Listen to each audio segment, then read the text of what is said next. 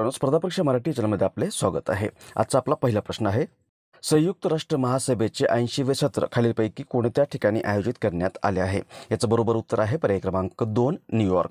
संयुक्त राष्ट्र महासभेचं 80वं सत्र नुकतंच 9 ते 23 ऑक्टोबर 2025 या काळामध्ये अमेरिकेमध्ये न्यूयॉर्क या ठिकाणी संपन्न झालेलं आहे। याचं अध्यक्षपद जर्मनीचे माजी परराष्ट्र मंत्री एनालेना बेअरबॉक यांनी भूषवलेला आहे आणि या एनालेना बेअरबॉक यांची जून 2025 संयुक्त राष्ट्र महासभेच्या अध्यक्ष म्हणून निवड झाली होती आणि यावर्षी हे सत्र किंवा हे संयुक्त राष्ट्रसभेचं 80वं सत्र जे आहे ते नुकतंच better together 80 years and more for peace development and human rights या थीमखाली आयोजित करण्यात आलं होतं आणि भारताकडून किंवा भारताचं प्रतिनिधित्व भारताचे परराष्ट्र मंत्री एस जयशंकर यांनी केलेलं आहे। उत्तर असेल पर्याय क्रमांक 2 न्यूयॉर्क। संयुक्त राष्ट्र महासभा किंवा UNGA United Nations General Assembly ही संयुक्त राष्ट्राची एक मुख्य संस्था आहे जी 1945 स्थापन झाली होती। याची जागतिक शांतता, हवामान बदल, मानवाधिकार यासारख्या विषयांवर धोरणात्मक चर्चा व निर्णय घेण्यासाठी दरवर्षी बैठक होते आणि UNGA किंवा थोडक्यात ही जी UNGA आहे संयुक्त राष्ट्र महासभा आहे ही जगातील सर्व राष्ट्रांसाठी एक व्यासपीठ आहे जिथं जागतिक प्रश्नांवर चर्चा केली जाते आणि आंतरराष्ट्रीय सहकार्याला प्रोत्साहन देण्याचं काम केलं जातं। पुढचा प्रश्न, कोकण हा भारत व कोणत्या देशादरम्यान आयोजित करण्यात येणारा नौदल सराव आहे? याचं बरोबर उत्तर आहे पर्याय क्रमांक 4 ब्रिटन। कोकण हा भारत व ब्रिटन यांच्यातील एक नौदलाचा द्विपक्षीय युद्ध सराव आहे आणि 2025 हा सराव नुकताच 5 ते 12 ऑक्टोबर 2025 या काळामध्ये भारतामध्ये अरबी समुद्र या ठिकाणी संपन्न झालेला आहे। याचा उद्देश आहे दोन्ही देशादरम्यान नौदलांमधील परस्पर क्षमता, संवाद आणि सहकार्य वाढवणे। उत्तर असेल पर्याय क्रमांक 4। पुढचा प्रश्न, खालीलपैकी कोणता दिवस जागतिक मानसिक आरोग्य दिन म्हणून साजरा केला जातो? याचं बरोबर उत्तर आहे पर्याय क्रमांक 3 10 ऑक्टोबर। 10 ऑक्टोबर हा दिवस दरवर्षी जगभरात जागतिक मानसिक आरोग्य दिन किंवा वर्ल्ड मेंटल हेल्थ डे म्हणून साजरा केला जातो। हा दिवस मानसिक आरोग्य शिक्षणाबद्दल जनजागृती निर्माण करण्याच्या उद्देशाने साजरा केला जातो आणि पहिल्यांदा हा दिवस वर्ल्ड मेंटल हेल्थ असोसिएशनच्या पुढाकाराने 1992 या वर्षामध्ये साजरा करण्यात आला होता। यावर्षी हा दिवस mental health in humanitarian emergencies या थीमखाली साजरा करण्यात आलेला आहे। नेक्स्ट, नुकत्याच संपन्न झालेल्या 10व्या जागतिक पॅरा ॲथलेटिक चॅम्पियनशिपमध्ये भारताने किती पदक जिंकली आहेत? याचं बरोबर उत्तर आहे पर्याय क्रमांक 4 18। नुकतीच 10वी जागतिक पॅरा ॲथलेटिक्स चॅम्पियनशिप 2025 ही स्पर्धा 27 सप्टेंबर ते 5 ऑक्टोबर 2025 या काळामध्ये नवी दिल्लीमध्ये जवाहरलाल नेहरू स्टेडियम या ठिकाणी संपन्न झाली आहे आणि भारताने या स्पर्धेमध्ये 6 सुवर्ण पदक, 7 रौप्य पदक आणि 5 कांस्य पदक असे एकूण 18 पदक जिंकलेले आहेत आणि भारताचं आतापर्यंत या स्पर्धेमधलं हे सर्वश्रेष्ठ प्रदर्शन ठरलेलं आहे। उत्तर असेल पर्याय क्रमांक 4 18। नेक्स्ट, खालीलपैकी कोणता दिवस जागतिक टपाल दिन म्हणून साजरा करण्यात येतो? याचं बरोबर उत्तर आहे पर्याय क्रमांक 2 9 ऑक्टोबर। 9 ऑक्टोबर हा दिवस टपाल सेवा आणि त्यातील विभागांविषयी लोकांना माहिती देणं आणि विविध सेवांविषयी लोकांना जागरूक करणं या उद्देशाने दरवर्षी जागतिक टपाल दिन म्हणून साजरा केला जातो। पहिल्यांदा हा दिवस 1969 या वर्षामध्ये साजरा करण्यात आला होता। पुढचा प्रश्न, 2025चा शांततेचा नोबेल पुरस्कार खालीलपैकी कोणाला जाहीर झाला आहे? याचं बरोबर उत्तर आहे पर्याय क्रमांक 1 मारिया कोटिना मचाडो।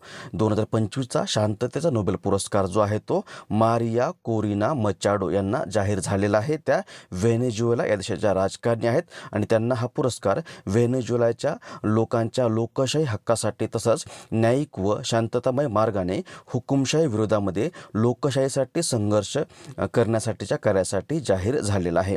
उत्तर असेल पर्याय क्रमांक 1 मारिया कोटिना मचाडो यांना 2025चा शांततेचा नोबेल पुरस्कार जाहीर झालेला आहे।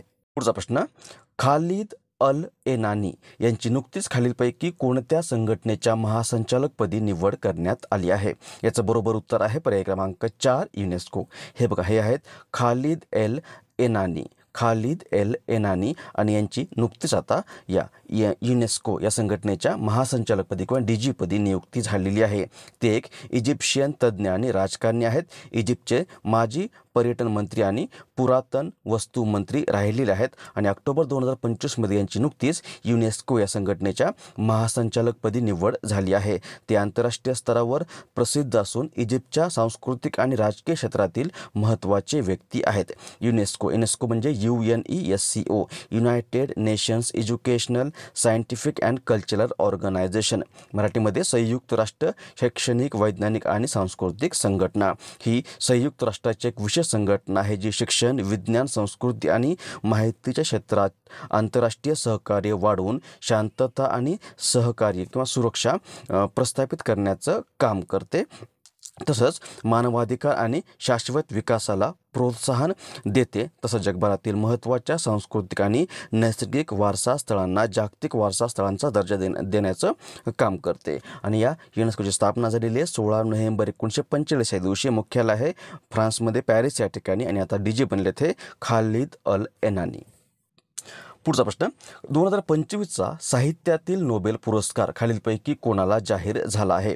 याचं बरोबर उत्तर आहे पर्याय क्रमांक 1, लासलो क्रॅन्साहोरकाई यांना 2025चा साहित्यातील नोबेल पुरस्कार जाहीर झालेला आहे.